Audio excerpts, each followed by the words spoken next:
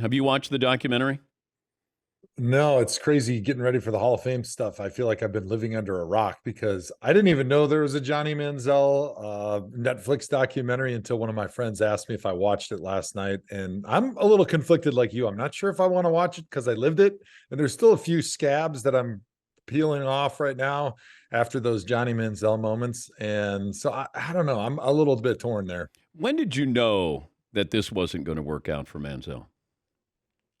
Well, shortly after we drafted him, he like vanished in the spring. Like we were in the middle of OTAs and the coaches couldn't find him. He had come to Cleveland. He was there for like a day and he was at practice and then he just disappeared. And I think he was just on a bender somewhere in Cleveland partying and he couldn't find his way back to the facility. And so it was at that moment I was like, we may have some problems with this young rookie here. If he can't even find his way during OTAs when he's a rookie, when he should be trying to put his best foot forward. It's got to be tough for you because you'd been through losing seasons. You know, you're looking for professionals. You're trying to do your job at the highest level, and then you can't even trust your quarterback.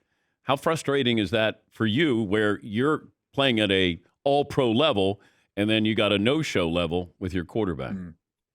Yeah, it's not a lot of fun, especially when you're an old guy and you're still showing up for mini camps and OTAs and all the optional stuff in the off season.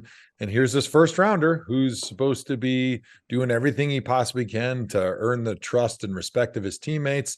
And he's missing and he can't find him. So that was really frustrating, but I always wanted to give guys a second chance, give him the benefit of the doubt early on. Hey, maybe he's still got an opportunity to turn this around. Somebody had to see something in him for us to draft him in the first round. I know he had a great college career, but hey, even if he didn't have the off the field problems, when you look at him as just a prospect, he was short. He was not incredibly fast or quick. It's not like he was a short quarterback that ran a 4.4 and was just lightning quick where you thought he could make up for it. Like he had a ton of physical limitations that the NFL game was going to expose. And you were wondering, like, how is he going to be able to get around the fact that he kind of has a long windup to throw? Yeah. He's not really big, so he won't be able to absorb those hits.